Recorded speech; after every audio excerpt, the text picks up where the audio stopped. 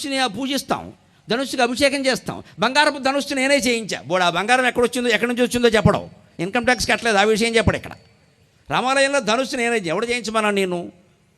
నువ్వేం చేయించక్కల, రాముడు చెప్పిన రాజ్యంలో ఉన్నట్టుగా నీతిగా ఉండు. నువ్వు ధనుస్సులు చేయించక్కల, గొట్టాలు చేయించక్కల, గొడుగులు చేయించక్కల. మనం వంకరగా సంపాదించి అడ్డగోలుగా 100 కోట్లు సంపాదించి బాగా నేర్చుకున్న విద్య ఏంటంటే ఈ మధ్యన గుళ్ళో కిరీటాలు చేయిస్తామండి, హనుమంతుడు తోక్కి తొడుగుతా ఉండి, ఎవడికి తోక్కి తొడక్కు, హనుమంతుడు తోక వదిలే. ఆ గొట్టం నేనే చేయించానని సిగ్గు లేదు చెప్పడు. ఆ బంగారం ఎలా వచ్చింది చెప్పు, ఆ బంగారం ఎలా వచ్చింది?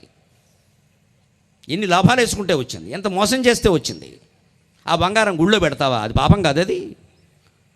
అందుకే దేవుడు చాలా గొప్పవాడండి. వెంకటేశ్వర స్వామి సహా అందరూ కిరీటాలు పెడితే పెట్టించుకుంటారు. పెట్టిన వాడిని మాత్రం చెంచలగూడలోనే పెడతాడు దేవుడు ఖచ్చితంగా. ఎవరిని వదిలిపెట్టడండి. మనం అమాయకులం కావచ్చు అమ్మా, సైనికులు పోలీసులు కూడా అమాయకులు కావచ్చు. భగవంతుడు అమాయకుడు కాదు. గమనించి జాగ్రత్త. ఎవడికి పడే వాత వాడికి పడిపోతుంది. ఎన్ని కేజీల కిరీటం పెట్టినా పెట్టించుకుంటాడు. తోసేవాడిని తోసే చోటగా తోసేస్తాడు. ఇది కొట్టేస్తాడు, అది కొట్టేస్తాడు. ఇది గ్రహించకపోతే మన జీవితాల్లో ఎప్పటికీ మార్పులు రావండి.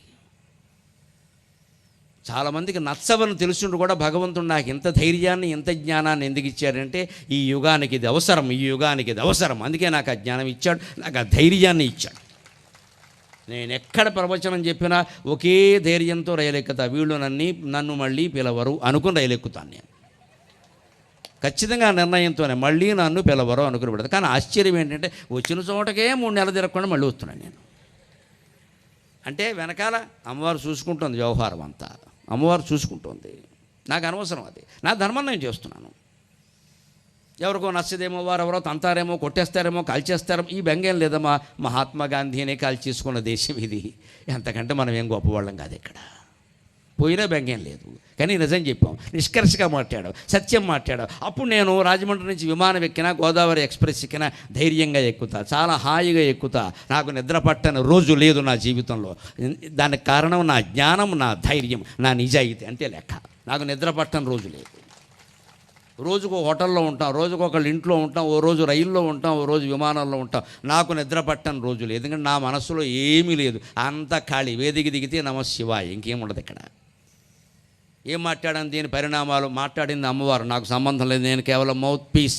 నాకు ఈ మైక్ మౌత్ పీస్ అయితే అమ్మవారికి నేను మౌత్ పీస్. మాట్లాడింది ఆవిడ చూసుకుంటుంది. నేను మాట్లాడవలసిందే మాట్లాడుతున్నా. మనం తిని దాన్నే బాగుందన్నాక అమ్మాలి. ఇష్టం వచ్చిన సరుకులు అమ్మేయద్దు. ప్రజలంతా ఆరోగ్యంతో ఉండాలి. ఇది ఈ దేశంలో రైతు కాంక్ష. నా చేలో పంట నేను తినకుండా బయట వాడికి పెట్టడానికి నాకేం అధికారం ఉంది? అది బాగుండాలి కదా. ఇప్పటికీ మీరు పూర్వం నుంచి ప్రసిద్ధి చెందిన హోటల్స్ కొన్ని ఉన్నాయి. నెల్లూరులో కోమలా విలాసు, కాకినాడలో సుబ్బయ్య గారి హోటల్, ఇలా కొన్ని ఉన్నాయి, మీరు గమనించండి. రాజమండ్రిలో కూడా రామయ్య మెస్, విశాఖపట్నంలో రామయ్య మెస్. వీటి ప్రత్యేకత ఏమిటో తెలుసా? యజమాని రోజు ఖచ్చితంగా వినియోగదారులతో సహా భోజనం చేస్తాడు. అదే ప్రత్యేకత. యజమాని కుటుంబం అక్కడే చేస్తారు భోజనం, మన పక్కనే కూర్చుని. కల్తీ ఉండే అవకాశం లేదు. అయితే పోతే వాడు కూడా పోతాడు కదా. యజమాని అక్కడే కూర్చొని భోజనం చేస్తాడు తరతరాలుగా. నేను అక్కడికైనా వెళ్ళినప్పుడు వాళ్ళని కలిస్తే వాళ్ళు చెబుతారు, ఏమండి మీరు ఇంత అభివృద్ధి చెందారు, మీ రహస్యం ఏంటంటే, ఏముందండి, మా కుటుంబ సభ్యులు ఎప్పుడు మా నాన్నగారి కాలం నుంచి మా హోటల్లోనే తింటామండి, మా ఇంట్లో ఎప్పుడు వంట వండుకోమని చెప్పాడు. అంటే వీళ్ళతో పాటే తింటున్నారు, వాళ్ళతో పాటే వడ్డిస్తున్నారు. అంటే కల్తీ ఉండే అవకాశం లేదు కదా. ప్రజలకు ఏదో అడ్డమైన ధాన్యం వండి పెట్టేద్దాం, మనకు మాత్రం శుభ్రంగా సోనా మసూరి కల్తీ లేకుండా చూసుకుందామంటే దొంగ వ్యాపారం అయింది. ఏదైనా అంతే. పూర్వం రైతులు ఎలా ఆలోచించేవారంటే, మన ఇంట్లో పంట మనం తినాలి, మన చేలో పంట మనం తినాలి, తర్వాతే మిగిలింది అమ్మాలి. పైగా మన ప్రాంతానికి అవసరమైనటువంటి పంటే పండించాలి. ఇవాళ ఉభయ గోదావరి జిల్లాల్లో జరుగుతున్నది ఏమిటో గమనించండి. ఇది ఎంతవరకు పనిచేస్తుందో పనిచేయదో నాకు తెలియదు. కానీ నాకు ఒక్కటే లెక్క, వినకున్నను భూతహితంబు కోరి ఉచ్చరించుడు మాటకి ఈశ్వరుండైన మెచ్చును కదా అంటాడు. ఎవరికి నచ్చినా నచ్చకపోయినా సర్వభూతహితాన్ని కోరి ఒక మాట చెబితే భగవంతుడు మెచ్చుకుంటమ్మా. నాకు ఆ భగవంతుడు మెచ్చుకోలు కావాలి, భక్తుల మెప్పుకోలు కాదు నాకు కావాల్సింది. అందుకనే చెబుతున్నా, ఇవాళ మన ఉభయ గోదావరి జిల్లాల గురించి బయట ప్రచారం ఏమిటో తెలుసా? ఓ జిల్లా చేపల జిల్లా, ఓ జిల్లా రొయ్యల జిల్లా. పేర్లు మారిపోయాయండి. ఓ జిల్లా చేప జిల్లా, ఓ జిల్లా రొయ్య జిల్లా. అన్నం పండించే నేలకి ఏ పేరు వచ్చిందండి ఈవేళ? పోనీ ఈ రొయ్యలు, ఈ చేపలు ఏమైనా మనం తింటున్నామా? మొత్తం ఎక్స్పోర్ట్, మొత్తం ఎగుమతి. ఎవరు తింటున్నారో తెలుసా? ఎందుకోసం చేస్తున్నారో తెలుసా? నుంచి రొయ్యలు చేపలు విదేశాలకు కూడా వెళ్ళిపోతున్నాయి. అక్కడ వాళ్ళు ఏదో శుభ్రంగా కక్క ముక్క అంటారు కదా, ఆ భాష మాకు రాదు, ఈ జన్మగా తినే యోగం కూడా లేదంతే. మరి అందుకని ఏదో పట్టేస్తాడు సీసా, అప్పుడు ఏదో ఇది తింటాడు, వాడికి అందించాలి. ఇక్కడ రొయ్యలు బాగుంటాయి అంటాడు, పశ్చిమ గోదావరి అంటే మరీ ప్రాణం పంపించమంటాడు. ఇక్కడ మనం శుభ్రమైన పంట భూమిని రకరకాల ధాన్యాలు, అక్కుళ్ళు, కృష్ణఘాటుకులు, రాజనాలు అనేవారు వెనక. ఇప్పుడు ఆ మాటలు కూడా పోయి 14-, 16-, 20-, 14- అని డాష్ అయింది ఇక్కడ మొత్తం. అందమైన పేర్లు రాజనాలు, కృష్ణఘాటుకులు, అక్కుళ్ళు, అవండి రంభ చెక్కిళ్ళు. అదో ధాన్యం ఉండేది మా చిన్నతనంలో, రంభ చెక్కిళ్ళు ఉంటాయి. ఆ ధాన్యం నేను తినలేదు, ఎక్కడైనా ఉంటే పెడితే తింటాను. రంభ చెక్కిళ్ళు ఏమిటో చూడాలని ఉంది. ఆ పేరు చూడండి ఎంత అందమైన పేరు, తెలుగు పేరు. రంభ చెక్కిళ్ళు, రాజనాలు, కృష్ణఘాటుకులు, అక్కుళ్ళు, ఇవండి ధాన్యం పేరు. అంటే అందమైన పేర్లు, దేవుళ్ళ పేర్లు, పురాణాల్లో పేర్లు. ఇప్పుడు అదేం లేదండి, 16-, 14-, 14-, 15- అని డాషే. వీడికి మొత్తం బిల్లు కూడా డాషే, వేసే యూరియా కూడా డాషే. అది డాష్, ఇది డాష్. ఇంట్లో వీడు భార్య డాష్ కొట్టుకోవడమే పని. ఇక్కడ భాషను బట్టే సంస్కృతి ఉండదు, సంస్కృతి బట్టే సంసారాలు ఉంటాయి, దాన్ని బట్టే మనశ్శాంతి ఉంటుంది. మనం ఏం పంటలు పండిస్తున్నాం, ఏం చేస్తున్నాం? ఇక్కడ అవసరమైనటువంటి ధాన్యాన్ని, అన్నాన్ని పండించకుండా పోనీ ఇక్కడ ఏమైనా తింటున్నారండి రకరకాల రాగులు, సజ్జలు, కొర్రలు, ఏమిటి అవే పండించండి, దానికేముంది? ఇవి తింటే అవే పండించుకోవచ్చు కదా. ఇక్కడ పండేవి పండించకుండా ఎక్కడో విదేశాలకు పంపడం కోసం పంటలు పండిస్తూ ఉంటే ఇక్కడ పొలాలు ఏమయ్యాయో మీకే తెలిసి. ఎక్కువ నాకు వ్యవసాయ పరిజ్ఞానం తక్కువ, నేను పుస్తకాల్లో చదువుకున్నది అప్పుడప్పుడు చూసింది. ఇంకా అందుకే నాకు ఆ వ్యవసాయం మీద గౌరవంతో, మా నాన్నగారు కూడా వేదం చదువుకుని వ్యవసాయం చేశారు కదా, నేను ప్రవచనాలు చెప్పినా వ్యవసాయం నుంచి పూర్తిగా విరమించుకోవద్దని తాడేపల్లిగూడెం దగ్గర బోడపారులో 150 ఏళ్ల క్రితం మా ముత్తాత గారు కొన్న 2 ఎకరాలు ఎంత ఇబ్బంది అయినా నా పేరు అలా అట్టిపెట్టుకున్నాను. ఏం అమ్మలేదు, దాన్ని అమ్మే ప్రసక్తి లేదు. నా తరం అలా వెళ్ళిపోవలసిందే. 150 ఏళ్ల క్రితం ఎకరం 100 రూపాయలు చేసుకున్నారండి 1871లో మా ముత్తాత గారు. నాకు 4 తరాల వెనక ఎకరం 100 రూపాయలు. ఈవేళ ఎంత ఉందో మీకు తెలుసు, నేను చెప్పక్కర్లేదు. మనం ఏమనుకుంటాం, ఆదాయం తక్కువ, ఆదాయం తక్కువ ఏమిటా? భూమి ధర పెరుగుతూ ఉంటే పైగా ఏం ఆదాయం వస్తుంది కదా. వచ్చేది ఉన్న వ్యవసాయాలు పాడు చేసుకుని మొత్తం చేపల చెరువులకు ఇచ్చేసాం. ఏమైపోయింది? చక్కని పంట భూములు సాగరాలు అయిపోయినాయి. 5 ఎకరాలు, 10 ఎకరాలు, 25 ఎకరాలు ఒకటే చెరువు, మొత్తం నీళ్లు నిండిపోయినాయి, సాగరాల్లో అయిపోయినాయి. పైగా దీనివల్ల జరుగుతున్నది ఏమిటో మీకే బాగా తెలుసు. చేపల చెరువు కింద ఓసారి వాడిన తర్వాత మళ్ళీ వ్యవసాయానికి అది పనికిరాదు. ఎన్నో మార్పులు చేసినా పనికిరాదు, కష్టమే. అంటే మొత్తం శాశ్వతంగా దాన్ని నాశనం చేసుకుంటున్నాం. మనకి డబ్బు రావడం ప్రధానంగా భావిస్తున్నాం తప్పితే దేశమంతా బాగుండడం అనేది ప్రధానం కాదు మనకి. ఇప్పుడు ఆ పైగా ఆదాయం కూడా ఎలా వస్తుంది? ముందే అడ్వాన్స్ పట్టుకొచ్చి ఇచ్చేస్తారు. మనం చెరువు దగ్గరికి కూడా మనం వెళ్ళక్కర్లేదు, డబ్బులు ఇచ్చేస్తున్నారుగా, డబ్బులు బాగా ఇచ్చేసి ఇంట్లో ఖాళీగా కూర్చున్న తర్వాత ఏమవుతుంది? ఖాళీగా ఏం కూర్చుంటాం, 3 ముక్కలటేద్దాం. 3 ముక్కలాట ఒట్టినేస్తే బాగుంటుంది, మరి పక్కన ఏమైనా ముక్క ఉండాలి అని కక్క ముక్క మొదలెట్టాం. ఆ పక్కన సీసా మొదలెట్టాం. అక్కడి నుంచి లేనిపోని వ్యసనాలన్నీ వచ్చాయి. వెనకడికి పెళ్లి కొడుకు పెళ్లి చూపులకు వెళ్ళేట, పెళ్లి చూపుల్లో టిఫిన్ అది పెట్టే కాఫీ ఇచ్చారట. మామూలుగా ఇస్తారు కదా, కాఫీ తాగాక ఒక్కపొడి వేసుకుంటారు కదా, అందుకని ఒక్కపొడి అక్కడ పెట్టారట. ఈయన వేసుకునే రకం కాదు, ఒక్కపొడి పోసుకునే రకం. అందుకని ఇలా గుప్పిడితో తీసి అలా పోసుకున్నట్ట పెళ్లి కొడుకు. అత్తగారు కొంచెం కంగారైంది, ఇది ఇంత ఒక్కపొడి తినేస్తున్నాడు ఈయన, ఒక్కపొడికే. ఇంక ఈవేళ పెళ్లి కొడుకుని చూస్తే ఏమనుకునేది ఆవిడ, పల్లెల్లోంచి ఒక్కపొడి ఇలా అలా పోసుకుని ఏదో శనగపప్పు పోసుకున్నట్టు. అక్కడికి అంటే బాగుంటుందని అప్పటికే అత్తగారు అందుట వచ్చిన వాళ్ళతోటి ఆ అబ్బాయికి కొంచెం ఒక్కపొడి ఎక్కువ అలవాటేమో అందుట. ఆ పక్కనే తల్లిదండ్రి పెడితే పర్వాలేదు, మేనమామ కొడుకు ఒకడు వచ్చాడు. అలాంటి వాళ్ళని ఎప్పుడు కూడా తీసుకెళ్ళకూడదు, ఎందుకంటే వాడి పిల్లని చేసుకుందాం అనుకుంటాడు వాడు. ఎప్పుడు పెళ్లి చూపుల్లో ఎప్పుడు కూడా పెళ్లి కూతురు చూపించాలి, కానీ పెళ్లి కూతురు చెల్లెల్ని పక్కన పెట్టకూడదమ్మా, ప్రమాదం. ఈ వచ్చిన సన్నాసి దాన్ని చేసుకుంటానంటాడు. ఈ అక్కగారు ఏమైపోవాలి? పెళ్లి కూతురు పక్కన ఎప్పుడు బంధువులు కానీ ఎవరైనా పెళ్లి కూతురు కంటే అందంగా ఉండేవాళ్ళని పెట్టకూడదు అసలు.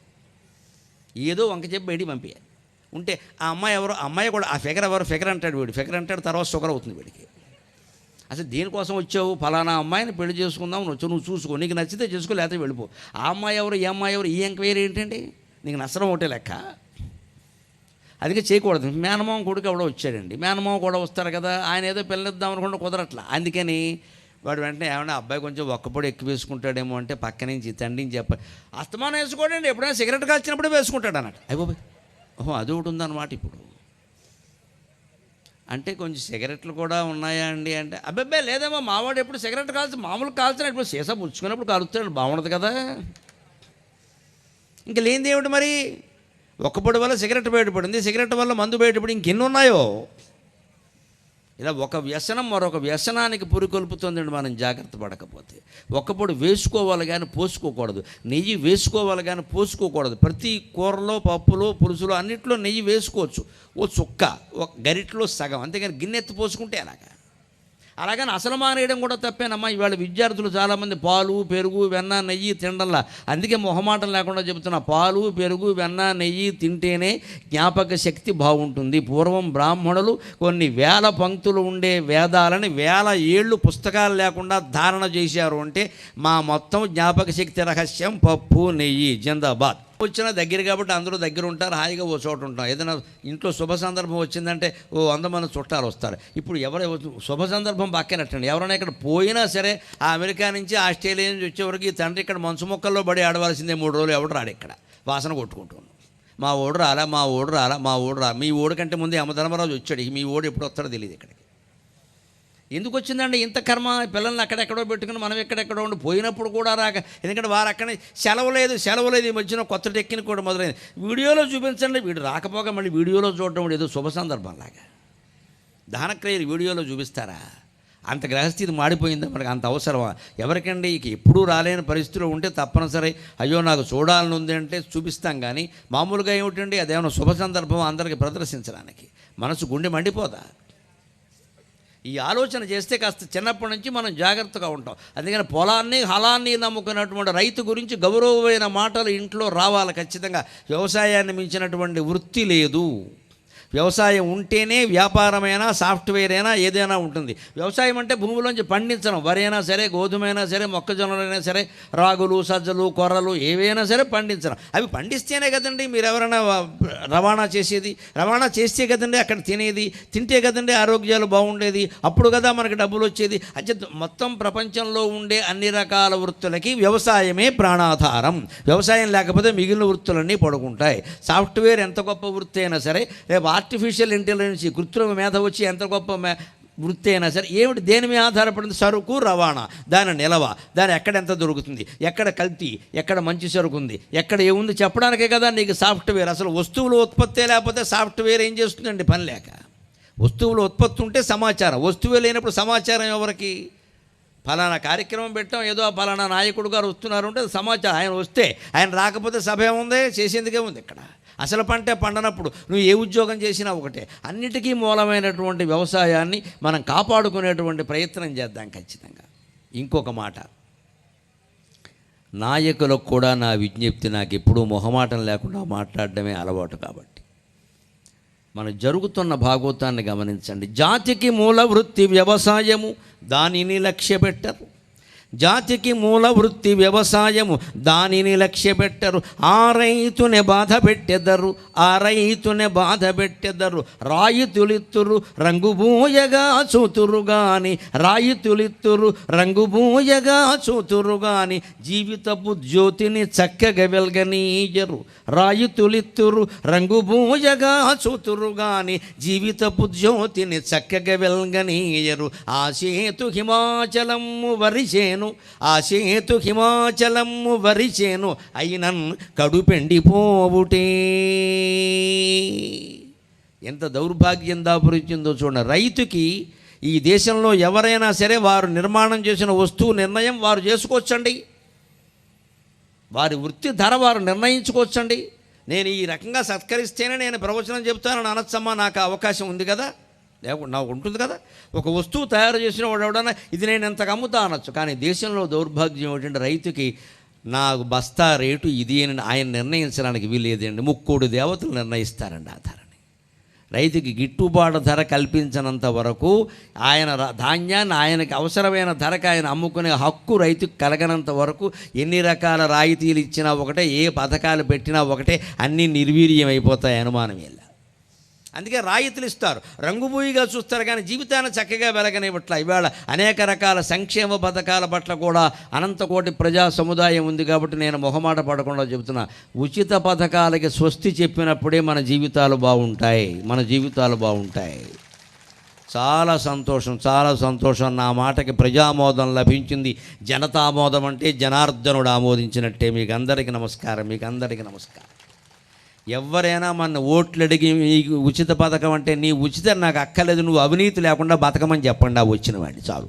నీ ఉచితం నాకు అక్కల, నువ్వు నీతిగా బతుకు, అసలు నువ్వు రాజకీయాల్లోకి ఎందుకు వచ్చావు చెప్పు, సంపాదించుకుంటే పో వెనక్కి పో అని చెప్పండి.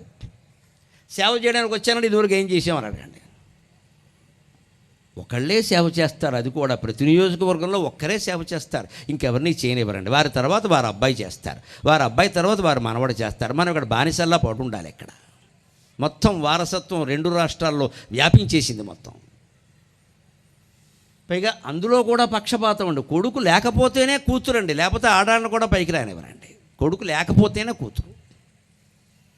మనం పులిహోర ఎంత పెట్టాం, పిల్లలు వచ్చారు, వేలు ముద్దర్లా కాలి ముద్ర, ఈ రిపోర్ట్లు పంపేసరికి హెడ్ మాస్టర్ పైన అసలు మాస్టర్ల పైన అయిపోయింది, చదువు చెప్పేది లేదు అక్కడ. ఇంకా ఇవన్నీ ఎక్కువయ్యాయి, చదువు లేకుండా పోయింది. అంతే బాబు ఇవేమీ వద్దు, చదువు చెప్పండి చాలు, అప్పుడు శుభ్రంగా నడుస్తుంది వ్యవస్థ. అప్పుడు మన కుటుంబాలతోనే మనం హాయిగా ఉంటాం. అలా ఉండాలి అంటే పిల్లలకి చిన్నప్పటి నుంచి చదువు సంస్కారం ముఖ్యం. నువ్వు డబ్బు సంపాదించడం కంటే తల్లిదండ్రులని బాగా చూసుకున్నావా, పెళ్లి చేసుకున్నటువంటి భార్యని ప్రేమగా చూసుకుంటున్నావా, నీకు కలిగిన పిల్లలకి నువ్వు బాధ్యత వహిస్తున్నావా, ఈ సంస్కారం చదువు ద్వారా వస్తుందా లేదా అనేది మనం గమనించాలి కదా ఖచ్చితంగా. ఆ మాటలే మనం అడుగుతూ ఉంటే మార్కుల కంటే ఇది ముఖ్యం రా అబ్బాయి, మానవత్వం ముఖ్యం అని మనం అడగగలిగితే విద్యా వ్యవస్థ మొత్తం బాగుంటుందండి. అంతా మన జ్ఞానం మీద ఆధారపడింది, మనమా అజ్ఞానంలో ఉన్నాం. మొత్తానికి శాపం కదా. నేను కవిని కాబట్టి పద్యం వెళ్ళగలిగానమ్మా, అంతకంటే నేనేం చేయను. కానీ నాకు భగవంతుడిచ్చిన మరో ఆయుధం, నా కావ్యాల్లో సాగర ఘోష ఎంత ప్రసిద్ధమైందో, నా అవధానాల్లో సహస్రావధానం ఎంత ప్రసిద్ధమైందో, నా ప్రవచనాల్లో సామాజిక వ్యాఖ్య అంత ప్రసిద్ధమైంది. ఇవాళ నన్ను చెప్పమని అడుగుతున్నారు అంటే మీరు జీవితాన్ని జోడించి చెబుతారు కాబట్టి మీ ప్రవచనాలంటే మాకు ఇష్టమండి అన్నారు. చాలామంది ఇవాళ యువతరం సహా మాట్లాడుతున్న మాట ఏమిటంటే మా బతుకుని నిలబెట్టారు, మేము మనశ్శాంతిగా ఉన్నాం, ఆనందంగా ఉన్నాం, ఇది నాకు కావలసిందమ్మా. మొన్న గన్నవరం విమానాశ్రయంలో కాసేపు అక్కడ కూర్చుంటే యువ దంపతులు వచ్చారండి, నాకు కళ్ళనీళ్ళు వచ్చాయి నిజంగా. వాళ్ళు అన్నారు మాకు పెళ్ళి 3 ఏళ్ళు అయిందండి, కానీ ఏడాదికే విడిపోయామండి, యువ అహంకారాలు వచ్చాయండి. ఈ ఏడాదిలో 6 నెలలు ఇంటి దగ్గర ఉన్నప్పుడు మీ ప్రవచనాలు విన్నామండి, మళ్ళీ కలిసి ఆనందంగా ఉన్నామండి అన్నారు.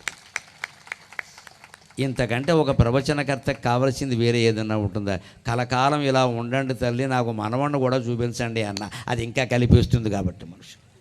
మీరిద్దరు ఇలా విడిగా ఉంటే అలాగే నాకు మనవణ్ణి కూడా చూపించండి అమ్మ అన్న.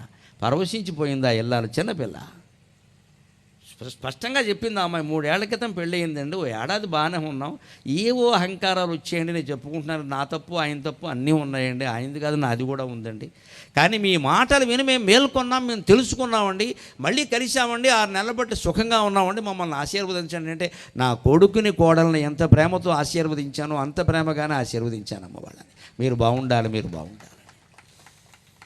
మాటల ప్రభావం ఇంత ఉంటుందంటే ఎందుకో గమనించండి. నేను ప్రవచనాలు 15-20 ఏళ్ల క్రితమే మొదలుపెట్టిన సమాజాన్ని జీవితాన్ని జోడించి చెబుతుంటే కొందరు పెద్దలు ఆక్షేపించారు. అనేక విషయాలు చెబుతారండి, అసలు చెప్పరండి, ఎక్కడెక్కడికి వెళ్ళామమ్మా, నేను జీవితాన్ని దాటి ఎక్కడికి వెళ్ళాలా, ఇవాళ జై జవాన్ జై కిసాన్, నేను జవాన్ని కిసాన్ని విడిచిపెట్టి ఆకాశంలో ఏం విహరించట్లేదు. నేను మన జీవితం లేకుండా జవాన్ ఉంటాడా, కిసాన్ ఉంటాడా? జీవితం లేకుండా దేవుడు ఏమిటండి? జీవుడు లేకుండా దేవుడు ఉంటాడా? జీవుడే దేవుడు, జీవో దేవ సనాతన, శంకరాచార్య చెప్పిన మాట నేనేమిటి చెప్పేది ఇక్కడ. దేహో దేవాలయ ప్రోక్త జీవో దేవ సనాతన చదివేది అజ్ఞాన నిర్మాల్యం సోహం భావేన పూజయేత్. ఏ జీవుడు మీతో మాట్లాడుతున్నాడో, ఏ జీవుడు మీలో ఉండి నా మాటలు వినేలా చేస్తున్నాడో ఆ జీవుడే దేవుడు. ఎందుకు మనం గ్రహించలేకపోతున్నాం? ఆ జీవుడికి పేరెట్టాం, ఆ జీవుడికో రూపం ఉంది, ఆ జీవుడికో కులం పెట్టాం, ఆ జీవుడికో పేరెట్టాం, ఆ జీవుడు పొడుగన్నాం, పొట్టన్నాం, అదన్నాం, ఈ దరిద్రాలన్నీ తీసేస్తే ఆ జీవుడే దేవుడు. దాన్నే ఏమన్నాడు శంకరాచార్య, మరి జీవుడు దేవుడైతే జీవుడు ఆ విషయం ఎందుకు గ్రహించలేకపోతున్నా అంటే శంకరాచార్య స్వామి చక్కని ఉదాహరణ చెప్పారు, తేలిగ్గా అర్థమైపోతుంది. చదివేది అజ్ఞాన నిర్మాల్యం. మీరు శివాలయానికి వెళ్ళండి, పొద్దున్న 9 వెళ్ళారనుకోండి, అప్పటికే అభిషేకం చేస్తారు, పూజ చేస్తారు, నిర్మాల్యం అంటారు, ఆకులు అవన్నీ పెడతారు కదా. కానీ ఆ నిర్మాల్యం అక్కడ ఉన్నంతకాలం మీకు శివలింగం స్పష్టంగా కనపడదు. పైన ఆకులు పువ్వులు ఉంటే ఎలా కనపడుతుందండి? అదే ఇంకా కొంచెం ముందే అభిషేకం కూడా కాకముందే మీరు వెళ్ళారనుకోండి, అభిషేకం అయి ఇంకా పువ్వులు అవి పెట్టకముందు స్పష్టంగా నీళ్ళన్నీ జారిపోయి శివలింగం స్పష్టంగా కనపడుతుంది. అంటే నిన్న పూజ చేసిన పూజా ద్రవ్యాల పైన ఉంటే శివలింగం స్పష్టంగా కనపడదు, అంతే కదా. నీలో జీవుణ్ణి కూడా దేవుడನ್ನು నువ్వు గుర్తించాలంటే నిన్నటి జ్ఞాపకాలన్నీ వదిలిపోవాలి. అప్పుడు వర్తమానం మీద దృష్టి పెడతావు, నువ్వే శివుడవుతావు. మనం శివుడని మనం ఎందుకు గ్రహించలేకపోతున్నామంటే నిన్నటి జ్ఞాపకం, మొన్నటి జ్ఞాపకం, 10 ఏళ్ల క్రితం జరిగిన సన్మానం, 20 ఏళ్ల క్రితం జరిగిన అవమానం అన్నీ గుర్తు చేసుకుంటూ కూర్చున్నాం ఇక్కడ పని లేకుండా. అందుకే మనం శివుడని తెలుసుకోలేక జీవుడిలా ఉన్నాం. మనం ఎక్కడిదక్కడే వదిలేసి ఎప్పటిదప్పని పొందాలి అంటే మనం పెడుతున్న కష్టాలు, పొందుతున్న కష్టాలు రెండూ తెలుసుకోవలసిందే. మనం కేవలం కష్టాలు పడుతున్నాం అన్నది, కష్టాలు పెడుతున్నాం కూడా. మనము మోసపోతున్నాం, ఎదుటి వాళ్ళని మోసం చేస్తున్నామండి. విచిత్రంగా తాను మోసపోతూనే ఉంటాడు, మళ్ళీ మోసం చేస్తూనే ఉంటాడు. మన జీవితం ఎలా ఉంటుందంటే విచిత్రం. శంకరాచార్య స్వామి ఒక ఉదాహరణలో చూస్తారు. పాము కప్పను పట్టుకుందిట. కప్ప పాము నోట్లో ఉందిట. ఇంత బాదురు కప్ప అంటే లావుగా ఉంది. కప్ప పాము నోట్లో ఉందండి. పాము ఇలా పట్టుకుంది, కొంచెం మింగలేకపోతుంది, ఎందుకంటే లావుగా ఉంది కదా. అని ప్రయత్నిస్తుంది. ఈ కప్ప ఏం చేస్తుందంటే తాను చచ్చిపోతున్నానని తెలుసుండు కూడా, పావు నోట్లో ఉన్నానని తెలుసుండు కూడా తన కళ్ళ ముందు ఎగురుతున్న ఈగని మింగే ప్రయత్నం చేస్తుందట. ఈ కప్ప ఎంత అజ్ఞానంలో ఉంది. తను పావు నోట్లో ఉందా, కాసేపట్లో గుటకాయ స్వాహ అయిపోతుందా. అయినా సరే ఈ కాసేపట్లో ఆ పక్కన ఈగని మింగేసి, ఈ ఈగని మింగి ఏం చేస్తుందండి, ఇది ఏమనుభూతి పొందుతుంది. జీవితమే పోతుంటే మనం అలాగే ఉంటాం. మనం ఓ పక్క మోసపోతూనే ఉన్నాం.